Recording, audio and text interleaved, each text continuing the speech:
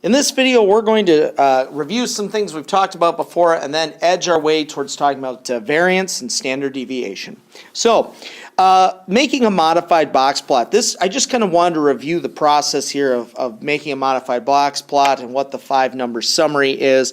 A modified box plot, remember, is one that makes a special mention of outliers. So, what I have here is a list of the number of cousins that my students have. So you can see all the way from no cousins all the way up to 30 cousins. A modified box plot is really based on the middle part is the same. So this is Q1, median, Q3, and the ends aren't necessarily always the min and max. Rather, they are the data points that aren't outliers. So you can see here, I said, find the 5-number summary. You can see the minimum, quartile 1, median, quartile 3, maximum. So the inner quartile range is 10 in this case. It's the difference between Q3 and Q1. So the difference is 10. We take this number and we multiply it by 1.5. So 15. And we say, well, this creates what are called fences. Anything beyond this fence, meaning Q1 minus 15, Q3 plus 15, anything beyond those fences is an outlier. And you can see, of course, no one has negative cousins, so there are no outliers on the lower end. And 15 plus 15 is 30. So 30 is not an outlier. It's the last number before there would be outliers. So if I had one more data point, or someone came in and they said, well, I actually have 32 cousins, the modified box plot would put a dot at 32, and the end would be the last data point that isn't an outlier. So if you recall from my previous video about modified box plots, the tough thing for people to remember is, do I put the ends of my box plot at the fences, like the calculated fences, or at the data points? It's always the data points. The box plot should not represent things you've calculated, rather the actual data in the plot. Okay? Now, let's describe this. So I may do this just in the interest of space. I may do this just in words, but let's talk about CUS for these things. So CUS, remember, stands for center. The center is 10. That is simply our median. I always do U last. Let's talk now about spread. Well, the spread is 30, right? It's the distance or difference between our maximum and minimum. So the spread is 30. Shape. If you think for a second, if the person with 30 cousins wasn't there, if that person wasn't there, then my maximum would be, right in here. This is it looks fairly symmetric, especially within the inner quartile range. It is symmetric, right? It's this point that maybe pulls us to maybe appear skewed to the right, because if you were making a histogram, you'd have something, that would kind of be then stretched way out like that. So I would say you could make a case for both answers. You could say the shape is symmetric, or you could say it's skewed right because of this one person out here. Okay? And I think either answer would be correct. Both answers would be good. In terms of unusual, right, we look for things like outliers. Well, we didn't have one. We look for things like gaps. We do have a gap. There's a huge data gap between our second 2 people, or second most cousins with 2 people, and our person with the most cousins. So with the unusual, I'm just going to make a note on just that one. I would talk about the gap. Okay, so again, unusual can be gaps or clusters or outliers, but it's something you look at and say, well, that's different. It's strange for us to have a large gap in our data, because you can see that everything else is really pretty tight together. My follow-up question to this is, what is the percentile rank of a person with 11 cousins? Percentile is always referring to the percent that are below.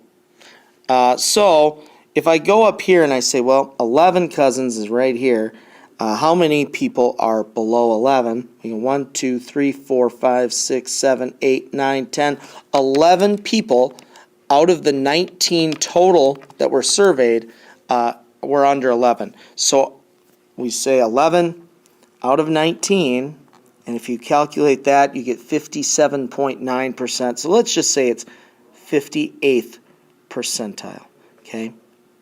The 58th percentile, because it's always the percent below, and there were 58% below 11. In a previous video, I showed this slide, but I just wanted to quickly mention one more time some of the differences between the mean and median, and I really wanted to focus on this idea of resistance. Resistance, remember, means how is something affected by outliers.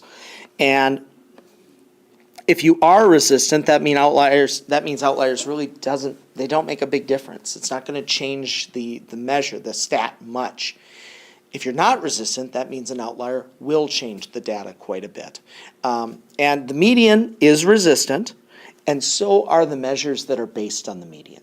The interquartile range being the big one. The outlier test, therefore, is also resistant. The mean isn't resistant, and we're about to step into talking about measures based on the mean. And because the mean isn't resistant, neither will the measures based on it be resistant. So let's start talking about those.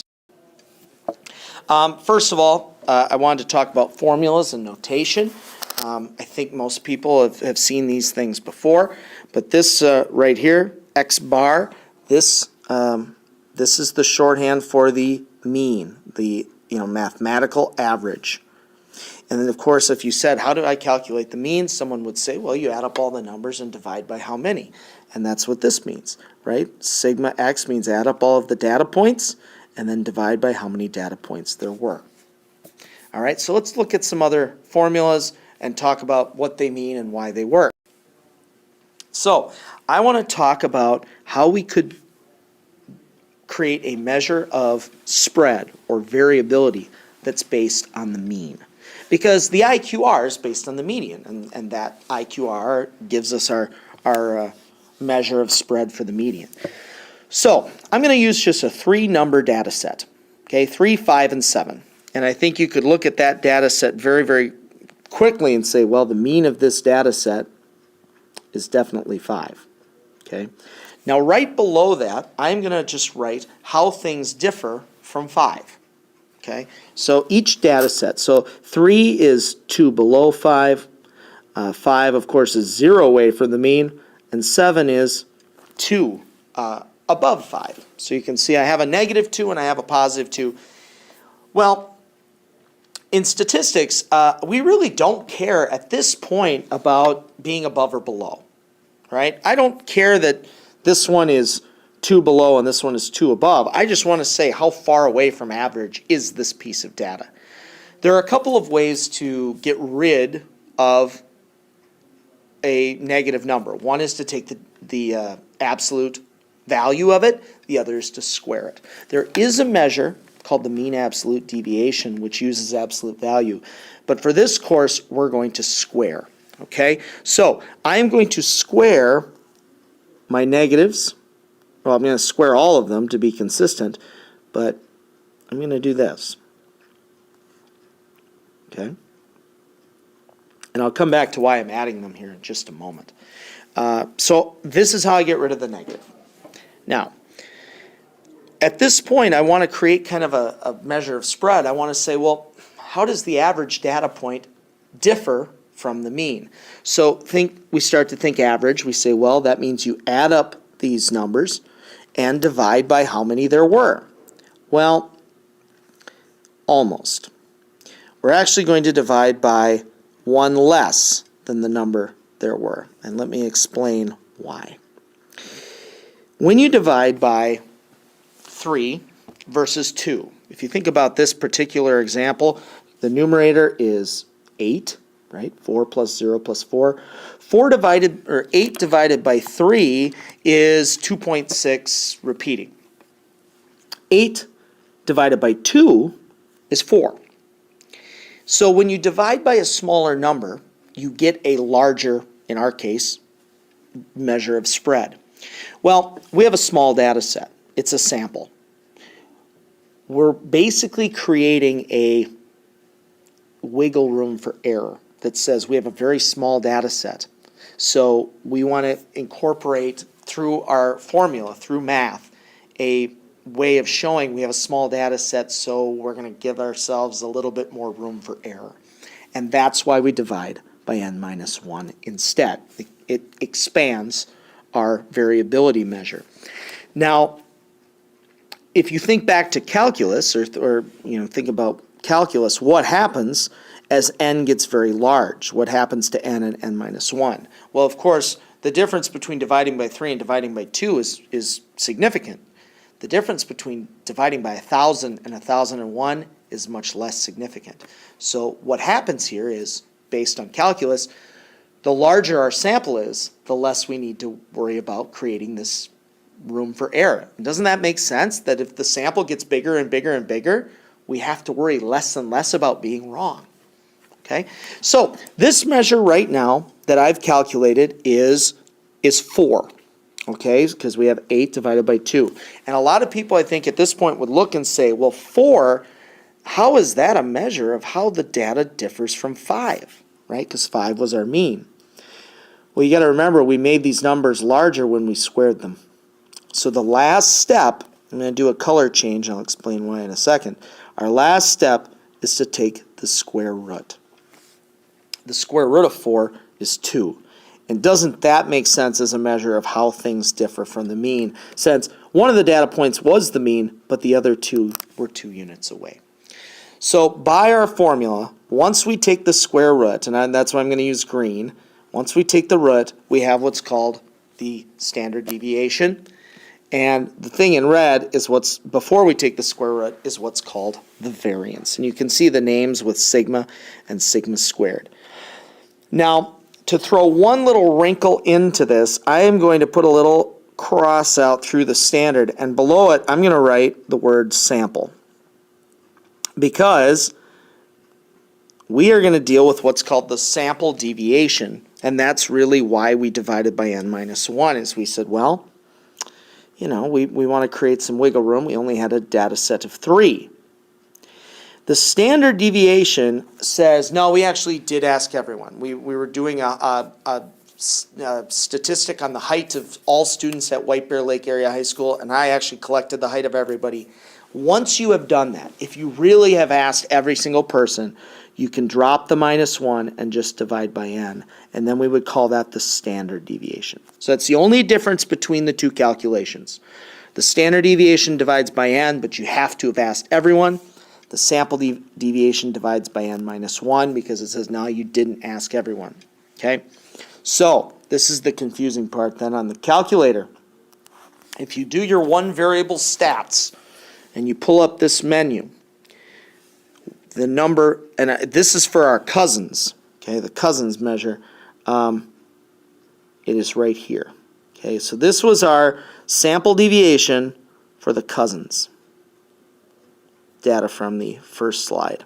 Okay, so once you have your data in there and you do one variable stats, now we know a couple of things on this first menu.